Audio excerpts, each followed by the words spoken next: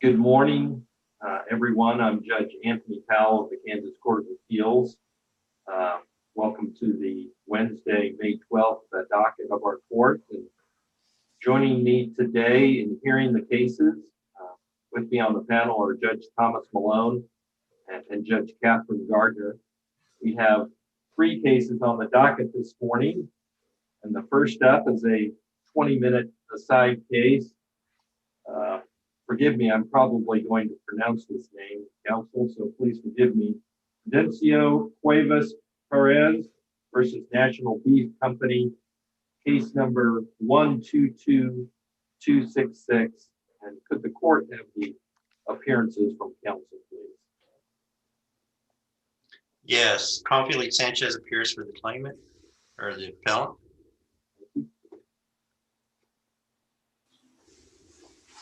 Ms. McQueen, we can't hear you. You have to turn on your mic there. I'm sorry. Thank you. Shirley McQueen appears on behalf of the appellee and cross appellant, National Beef Packing Company, and its insurance carrier. Thank you very much. Yeah, I've done that a few times myself. We're all still adjusting to life online. Counsel, we've read your briefs and we're familiar with the facts of the case, and you don't need to recite all the facts. Those facts that you think are necessary to make your point. Mr. Sanchez, you're the appellant. You have 20 minutes. Do you wish to reserve any of that time for rebuttal? Yes, I'd like to reserve 4 minutes. 4 minutes. Very good. Not sure if I'll use a full 20 though. That's fine. We always, it's always fine with us if you don't use all your time. So you may proceed. It may please the court. As the court stated, the relevant facts in this case is that the claimant, Prudencio Cuevas Perez, was working without restrictions prior to his work-related accident on August 26, 2014. He injured his left knee in an accident in a drainage opening at the National Beef Packing Plant. He had a meniscus operation following that injury. The authorized treating physician, Dr. Guillermo Garcia, stated that following the meniscus tear operation, a need for a total knee replacement. Following the meniscus tear operation, Mr. Cuevas was sent to, following the meniscus tear and the need for a total knee replacement, the claimant total knee replacement was stated to be a personal injury, and he was released from his job at National Beef Packing. We have 4 doctors in this case. We have Dr. Marati, who is the claimant's expert witness. We have Dr. Guillermo Garcia, who is the authorized treating physician in the case. And we have Dr. Jansen, who was an expert witness for the respondent, and Dr. Gerba, who was a court-ordered independent physician. Our argument states 3 facts. We believe the second injury, 3 issues. The second injury rule is applicable to this case. The decision below for not allowing the total knee replacement is not supported by substantial competent medical evidence in the record. And we believe there's constitutional issues in this case that have been briefed, but we believe this case can be easily decided based on the second injury rule and prior case law. And this case, in the second injury rule, was affirmed after in Buchanan versus JM Staffing, following the 2011 amendments, that the second injury rule is applicable. In Buchanan, the claimant in that case tripped, fell, and severely fractured 3 bones in her ankle, which resulted in a limp, which eventually resulted in a hip and back injury. Similar to that case, the claimant in this case suffered a meniscus tear, and he had a work-related accident. And then he was found, following the meniscus tear, to have a need for a total knee replacement. is a claimant's position that if the personal condition of arthritis was, or a pre-existing injury of alleged arthritis was the cause for the total knee replacement, that would have been Dr. Guillermo Garcia's first finding when he went in for the meniscus operation. So now, Mr. Sanchez, let me ask you this. Wasn't his meniscus just for the inside, or his medial meniscus that was torn? And that was the only impact from that injury? yes, and that was one that they had operated on. But we get into if the meniscus was injured and we're separating ligaments within the knee, that becomes I don't know if we want to call it protracted analysis, because we're receiving compensation for a meniscus tear, but that meniscus tear led to a finding for a total knee replacement. So yes, the first initial operation was a meniscus tear, and that was performed by the authorized treating physician. And it was the authorized treating physician who said there was a need for a total knee replacement. And following that finding, the claimant was sent to a Dr. Jansen, who stated no, that you don't need a total knee replacement, and the need for the total knee replacement is due to a pre-existing arthritic condition within the knee. But we have to go back to the fact that every day of work prior to August 16th at National Beef, that the claimant, Prudencio Cuevas, was working full unrestricted duty, and he didn't have any work restrictions for any body part, including his left knee. So what this boils down to is the accident and the injury when he fell into the drainage hole with his left knee is the condition and the primary cause of the injury to the meniscus, and that operation destabilized his knee enough where there was a need for a total knee replacement.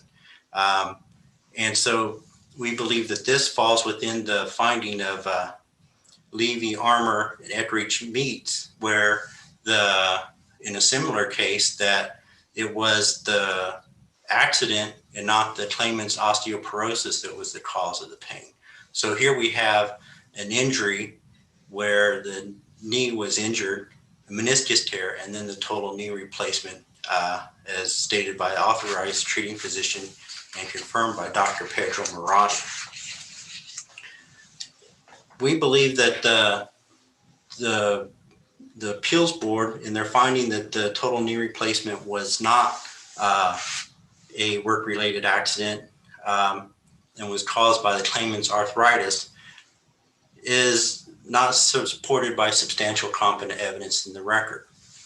We provided evidence that the prevailing factor for the injury to the meniscus tear was the injury on August 26, 2014. And I believe there is medical testimony from Dr. Marotti saying there's no reasonable way to tell how much arthritis was prevalent in the knee prior to the accident.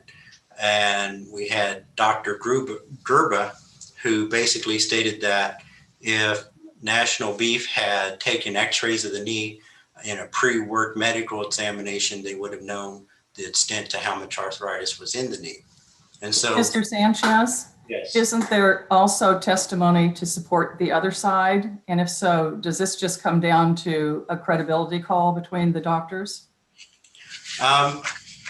There's Dr. Jansen, who saw the claimant at one time, but yes, there is other conflicting testimony, but the general rule is the respondent has control of the medical treatment.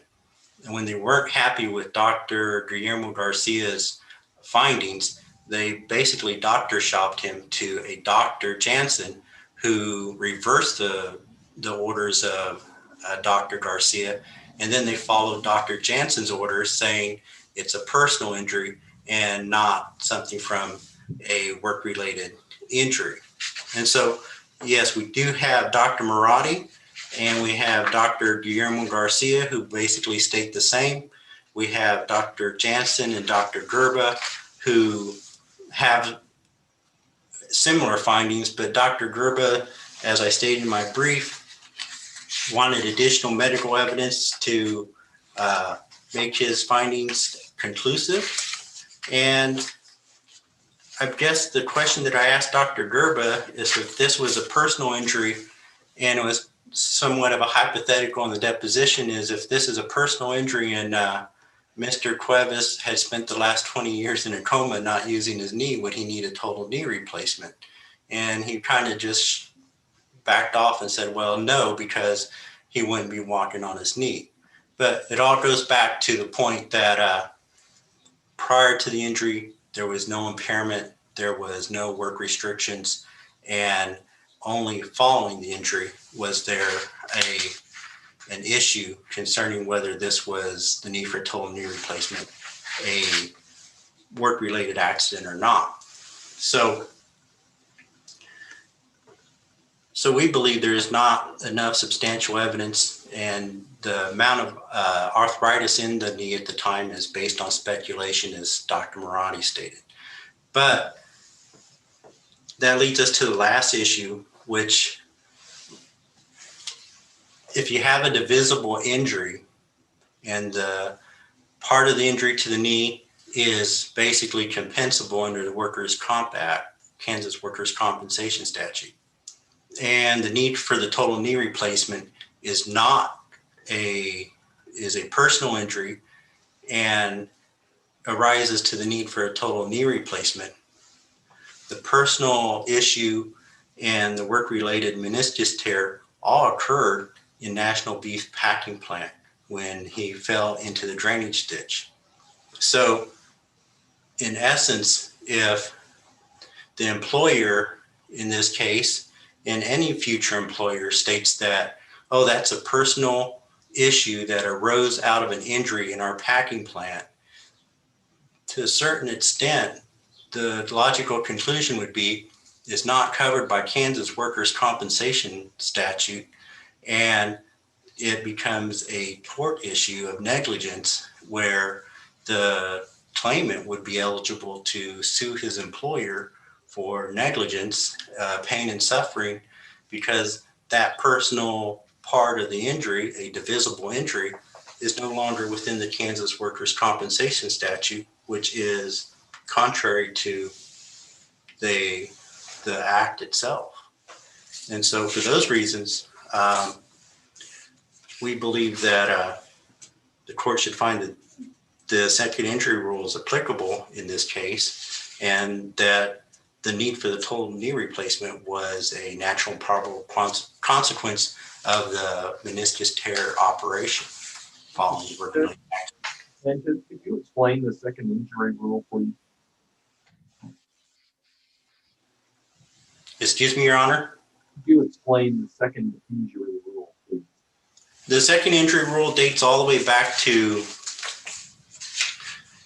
I have it here in my little outline, Jackson v. Stevens Well Service, that all the natural probable consequences that flow from the original injury are compensable. And that was once again reaffirmed versus Buchanan versus JM Staffing following the May 15, 2011 amendments to the Kansas Workers' Compensation Act. And so the second injury rule is basically, in this case, would be the meniscus operation either destabilize the knee enough to require a total knee replacement. And those were the findings of Dr. Garcia, who was the authorized treating physician. Mr. Sanchez, I'd like to hear your argument with regard to the constitutionality of the statute. That's one of your arguments. Tell me why you think the statute's unconstitutional. Well, I think at the time of writing this, the Johnson case hadn't been decided, but that was in there for that reason. But if we have aggravated and pre-existing conditions that are not covered, as in this case, the total knee replacement is not covered because they're stating it's a pre-existing condition or an aggravated or pre-existing condition. The general rule before the amendments of 2011, where you take your, or the old rule was you take your employee in the state that you hire them, basically. And so we believe that there's no quid pro quo, there's no option. This is kind of really a respondent's argument that if you follow the statute and it is an aggravation or a personal injury that happens to arise after an accident on your premises, then that's a personal tort injury, and that allows the claimant to go outside the workers' compensation statute, and that defeats the whole reason for having the Kansas Workers' Compensation Act in the first place, because then the injured employee aggravates a pre-existing condition at the packing plant. He is allowed, technically would be a tort of negligence, to sue for pain and suffering and the negligence of National Beef for not covering that drainage coverage. So it would basically puts the employee or the claimant, the injured worker, outside of the system that was designed to protect the employer. Let me ask you another question, and this really have you respond to the respondents, one of their cross claims in their cross petition, and that's this issue of whether the AMA guide needed to be introduced into evidence. What's your view about that? What's the practice before the board concerning the AMA guide? Because I know the statute specifically refers to it and requires that it, basically be referred to in terms of trying to evaluate and establish an impairment. What's your response to that argument that it needed to be introduced? Is that true? Is that done in front of the board?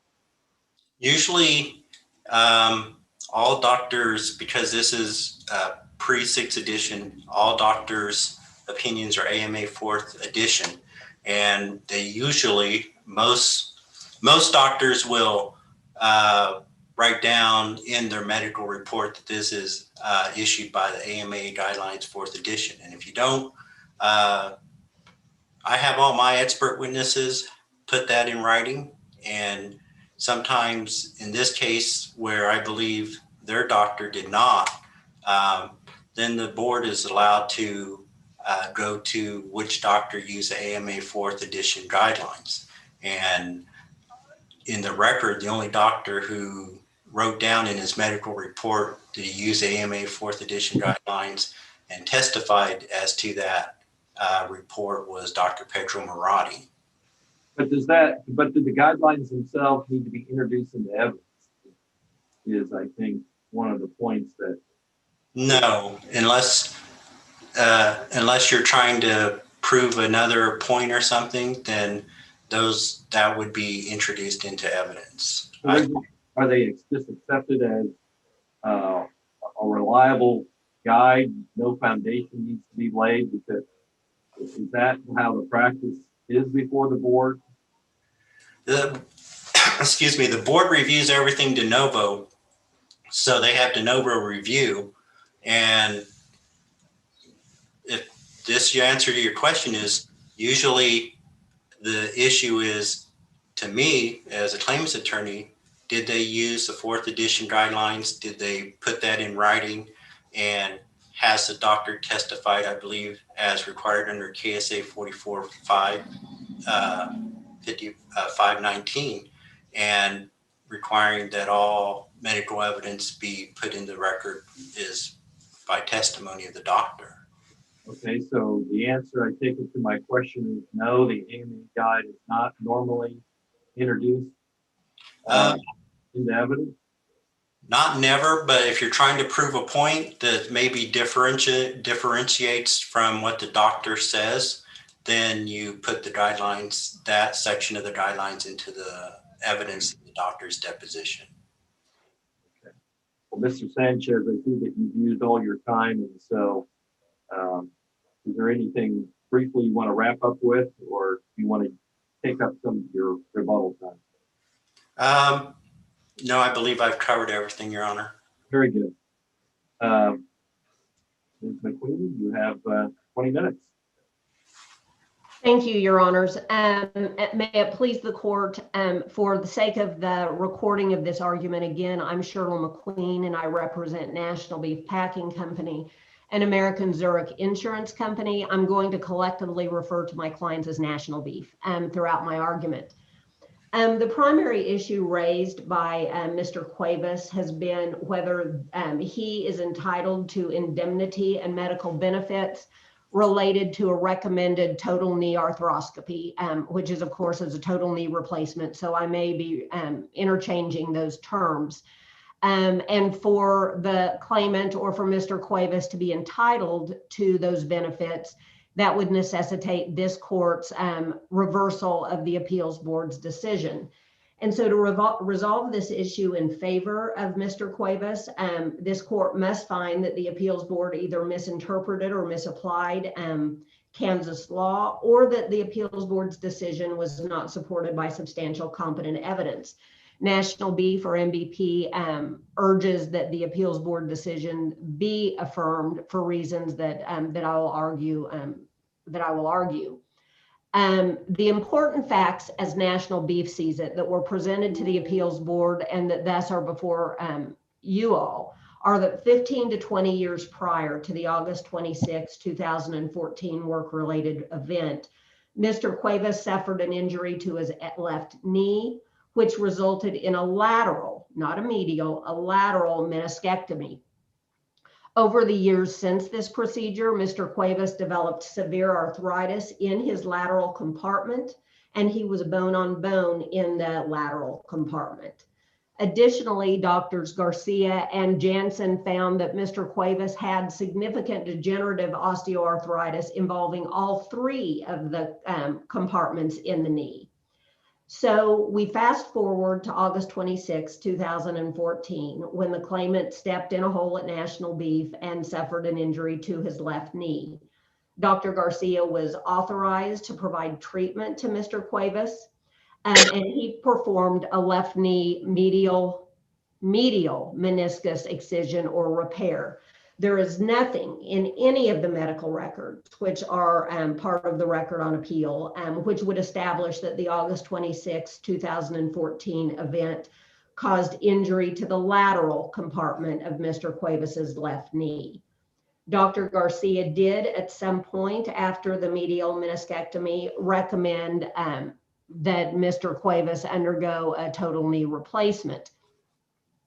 To address briefly Mr. Sanchez's statement that after receiving that recommendation, National Beef engaged in doctor shopping, I would just say that the record establishes that upon receipt of Dr. Garcia's recommendation that Mr. Cuevas undergo a total knee arthroscopy, National asked Dr. Garcia if the need for the total knee arthroscopy asked Dr. Garcia if the August 26, 2014 event was the prevailing factor in Mr. Cuevas's need for the total knee arthroscopy. And Dr. Garcia's letter said, yes, because there was nothing that indicated that Mr. Cuevas had any pre-existing arthritis, which was completely inconsistent with all of the medical records. And in fact, during Dr. Garcia's deposition, Dr. Garcia mentioned that he had misstated the nature of Mr. Cuevas's medical condition in responding to National Beef's request. But it was for that reason that National Beef referred Mr. Cuevas to Dr. Jansen for a second opinion. National Beef thinks that what is really important, though, is that with differing opinions from Dr. Marotti and Dr. Jansen and maybe Dr. Garcia, Judge Fuller designated Dr. Gerba as a court-ordered independent medical examiner. And Dr. Gerba opined that Mr. Cuevas did either need injections or a total knee arthroscopy to his left knee.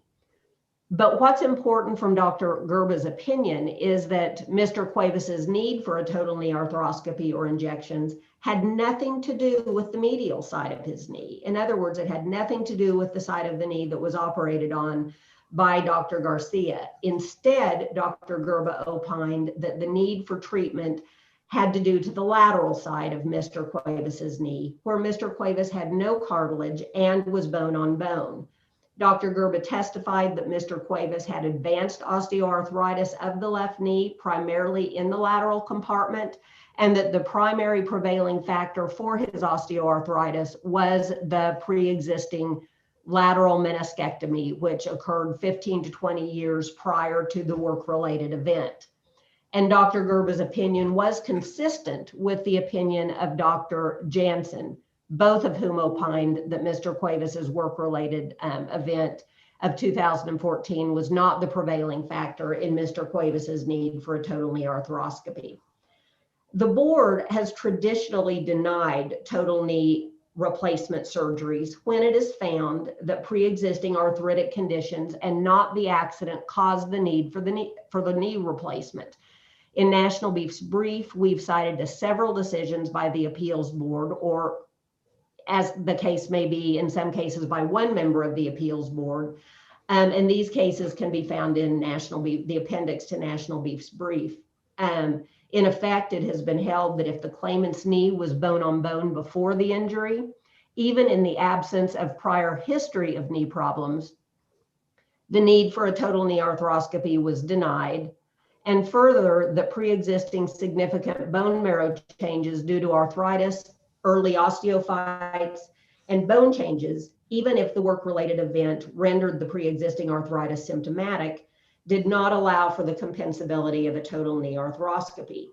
The underlying bases for these existing lines of decisions can be found at KSA 44-508 F2.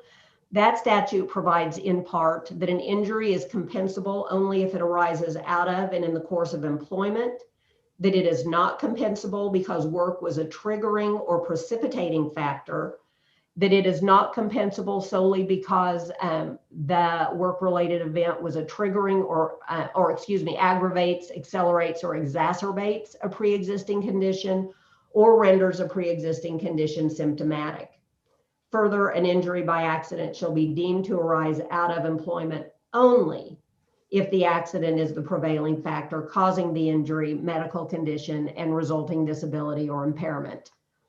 As previously argued both today and in the briefs, the weight of the medical evidence is clear that Mr. Cuevas's need for a total knee arthroscopy had nothing to do with the work-related event of 2014, which affected the medial side of his left knee. Instead, the prevailing factor was his knee injury and the lateral meniscectomy of 15 to 20 years prior. It was due to the lack of cartilage on the lateral side of the knee and bone-on-bone condition of the lateral compartment that the need for the total knee replacement or injections became necessary. Now, Mr. Cuevas argues that the board disregarded its own case law, by not applying the second injury rule. Quite simply, there is no evidence in the record to support any application of the second injury rule, and thus Mr. Cuevas's argument to this effect must fail. It appears as if Mr. Cuevas is arguing that the left knee was in normal condition prior to the medial meniscectomy, and because no one told him that he needed a total knee arthroscopy until after the medial meniscectomy, there's some cause and effect relationship. And there has been no physician which has drawn that conclusion. Further, while Mr. Perez may have been working without restrictions prior to his August 26, 2014 event, his left knee was far from normal. Mr. Cuevas advised Dr. Jansen that he'd had some moderate pain prior to his August 26, 2014 injury. And Drs. Garcia, Jansen, and Gerba all noted significant degenerative osteoarthritis of the left knee joint that simply, or their opinion simply was there was no way for that level of osteoarthritis to have occurred after the work-related event. The degree of arthrosis that Mr. Cuevas had was not something that one could develop over the short period of time between the date of the work-related event and the MRI testing. And while it may be true that there was no recommendation for a total knee arthroscopy until after the medial meniscectomy, there is no evidence in the record to support Mr. Cuevas's argument that the medial meniscectomy is at all related to the need for the total knee arthroscopy on the lateral side. The two cases cited by Mr. Cuevas, the appeals board cases, Ditto and Paulson, do not really address the second injury rule. In both of these cases, the board was asked to determine if the work-related event was the prevailing factor in the claimant's needs for a total knee replacement. In Ditto, the administrative law judge found that while the claimant did have pre-existing arthritis prior to the meniscectomy, the arthritis was adequately cushioned. So the administrative law judge held that this was not solely the case of a pre-existing condition made symptomatic.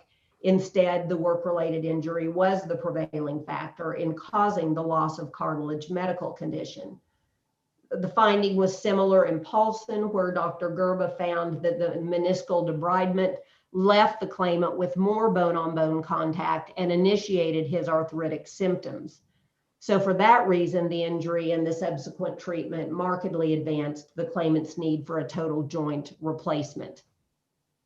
In this case, there is no relationship between the knee surgery performed by Dr. Garcia and Mr. Cuevas's need for a total knee arthroscopy.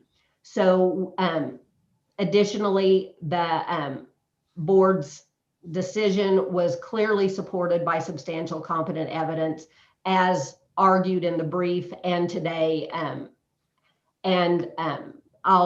Unless the court has any questions regarding the substantial competent evidence issue, I will go ahead, since it looks like I'm about 12 minutes in, and move on to the cross appeal, if that's okay with the court. Fine. Thank you. Now, Mr. Perez has argued in opposition to National Beef's cross appeal that National Beef is arguing that the board does not have the right to engage in de novo review. That is not the basis for National Beef's argument. We recognize that any review by the board is a de novo review. That's fairly well established, so that's not the basis for the argument. National Beef's disagreement with the board's decision to change the percentage of impairment allegedly suffered by Mr. Cuevas is that the board went outside of the evidentiary record. The board was presented with evidence from two physicians with regard to Mr. Cuevas's permanent partial impairment of function. Dr. Jansen assigned Mr. Cuevas a 2% impairment to the left lower extremity for the medial meniscus component. Dr. Maradi assigned Mr. Cuevas a 19% left lower extremity functional impairment for both the left partial medial, and lateral meniscectomies and cruciate laxity. The board rejected Dr. Jansen's rating because he did not specifically state that he used the guides or his own judgment. However, Dr. Jansen did testify that his opinion was offered within a reasonable degree of medical certainty, and this seems to be what the Supreme Court found was required in Johnson versus U.S. Food Service, that the guides are only intended to serve as a standard starting point, and decisive competent medical evidence is what's necessary. Dr. Jansen met this standard, and National Beef would argue that his failure to use the magic words that his opinion was based on the fourth edition should not be fatal to his opinion. Ms. McQueen? Yes. May I stop you right there and just ask you a question about that particular point? Because in reading the Johnson case and then comparing that with, let me find it here, Tovar versus IBP, where our court said that determining the existence, the extent and duration of an impairment is a question of fact for the prior of fact, and that medical evidence is not essential to the establishment of the extent of a worker's disability, and that the finder of fact can consider all the evidence and decide for itself the percentage of disability. Is that no longer good law in light of Johnson? Is that what you're suggesting? This is a tough one for me. Well, I'm not going to suggest that Tovar is not good law. I believe that there are instances where there is sufficient evidence on the record, for instance, in maybe work disability claims, where the appeals board can look to matters other than just what a physician has testified to. But we do believe, National Beef does submit, that when we're talking about a percentage of medical impairment, or the percentage of impairment suffered by or sustained by an injured employee, that the standard is that that testimony has to be offered within a reasonable degree of medical certainty. And in this particular case, the board essentially took the guides, which have not been admitted into evidence. And do they have to be admitted into evidence? Let me just ask you right there, since you mentioned it.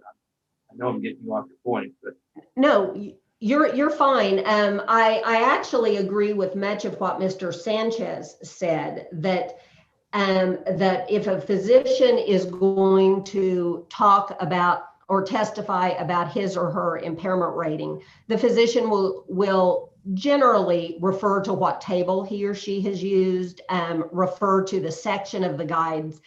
And in that case, I believe that the physician's testimony has satisfactorily provided the foundation. But in this case, the board has gone beyond what was testified to by any of the doctors, has referred to sections of the guide which are not related or not offered through medical testimony. And essentially, the board has taken it upon itself to serve the medical function in this case, and to say that because of the way the board interprets the guides, this is the rating that the board has come up with. And we just don't believe that that the law allows that. So if the doctor testifies that he referred to he's relying upon the guided part to give his opinion, and he's making references to the guide, that's permissible, but the board can't rely upon a different portion of the guide when it comes to a different result. Is that what you're saying? That is National Beef's position, Your Honor. Yes. And why the difference? Is it because you have a medical expert who's relying upon I'm hesitant to call the guide a treatise, but for lack of a better term, is that what makes it usable? Because it's being relied upon?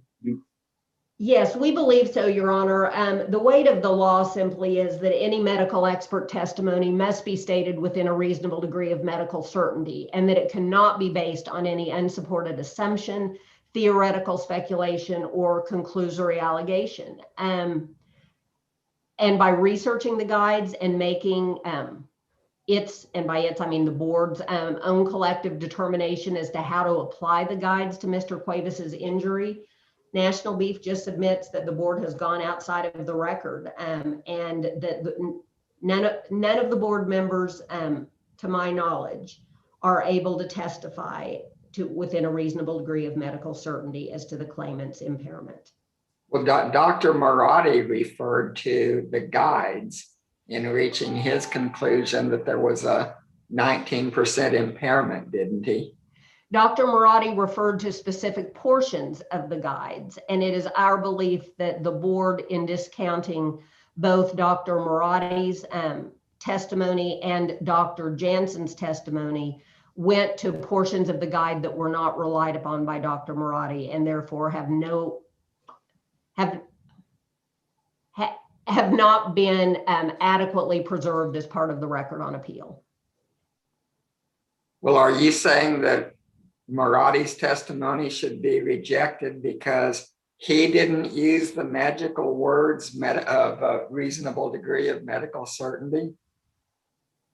No, because I'm relatively certain without having his transcript in front of him that Dr. Marotti did testify that his opinions were offered within a reasonable degree of medical certainty.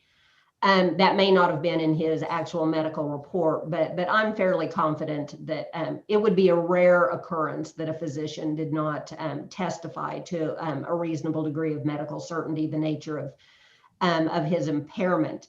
The reason that National Beef believes that Dr. Marotti's testimony or impairment should be rejected is that Dr. Marotti assigned an impairment rating to the lateral meniscus, which was an injury that occurred 15 to 20 years prior to Mr. Cuevas's work-related event.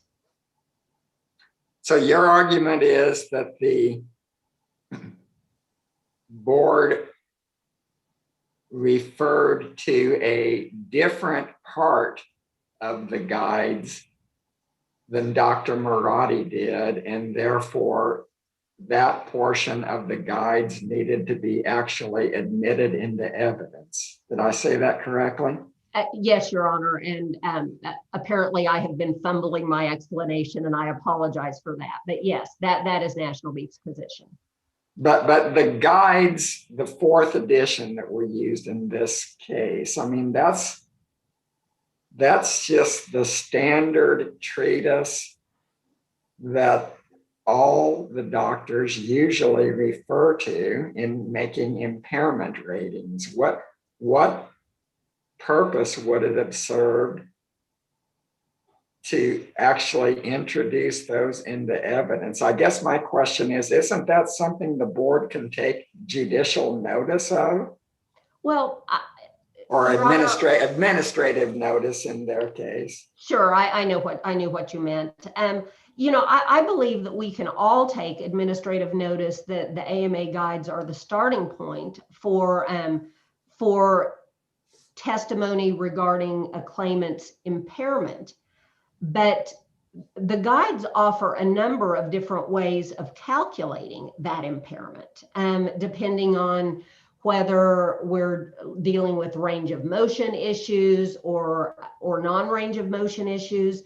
And that's why the doctors will usually refer to what portion of the guide they're relying on.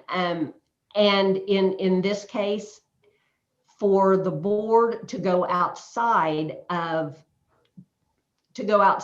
what any physician has relied on in coming up with a functional impairment rating, the board is essentially putting itself in the position of a physician in terms of how to interpret the guides and to find a section of the guides that they find more palatable. And that is just not something that either party, respondent or the claimant, will ever have an opportunity to challenge through cross-examination or direct examination if the board is going to be able to sweep in at the last minute and find an entirely different section of the guides that have no medical support in the record. So what is your requested remedy in your cross appeal? The requested remedy is that this court find that the board went outside of the record on appeal, and that this court remand it back and ask the appeals board to make a finding as to permanency in line with your decision. I mean, I don't believe, I don't mean to be limiting to what you all can do, but I don't believe it is within your scope to make a factual finding as to the permanent impairment. So the only thing that I can think of is a remand back.